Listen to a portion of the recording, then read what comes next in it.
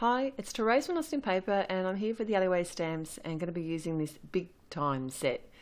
And as soon as I saw this set, I knew just what I wanted to do. I wanted to create my own stamped background, and I chose to use the word love, but any of these stamps work really well for this technique. And I'm working directly on my card front, and I've just used some post-it notes to cover up the back of the card so I don't accidentally stamp on that. And I'm using my the large Fiskus stamp press and some Onyx Black ink because it's a nice crisp pigment ink which gives a really good impression.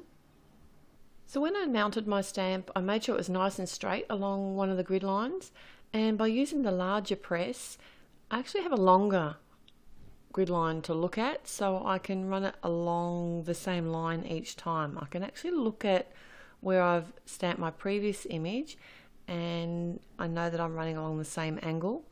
You could draw lines on the card front or use a block that has grid lines on it, or even just eyeball it. Whatever you find works for you.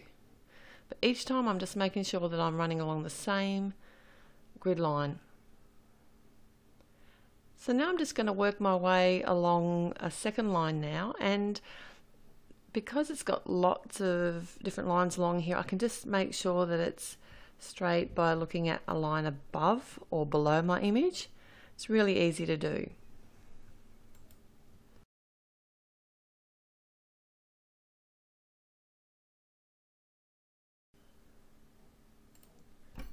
I'm just going to finish stamping the rest of the front of the card.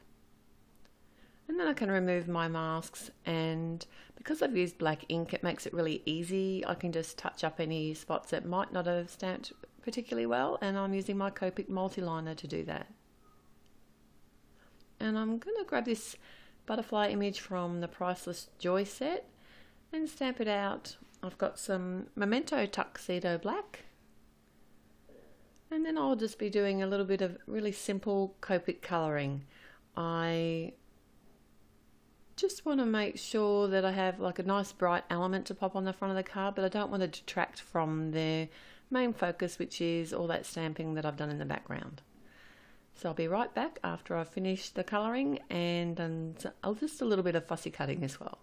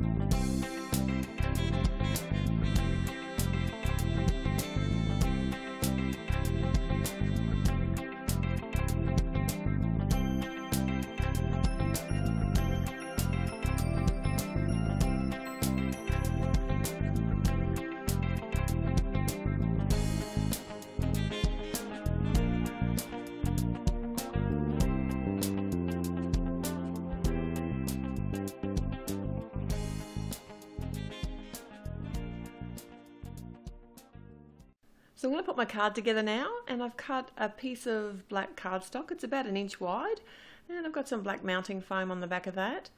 And I want my butterfly to sit half on this and half on the card front. So that means that I'll have to double up the foam tape on the side of the butterfly that's going to be sitting on the card front. And that'll make sure that it sits nice and flat. And of course it's a butterfly, so it needs a little bit of shimmer and shine. And to do that, I'm just adding a little bit of glue here with a 2-way zig glue pen. And I've got some really fine Prisma glitter. You know, this is the kind that you find everywhere for the next 3 days. It's awesome. It's really pretty too.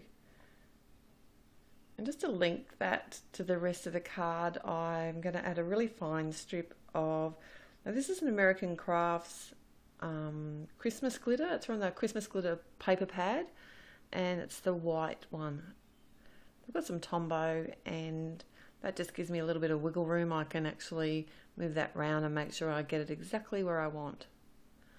Then I can pop the butterfly on the front of the card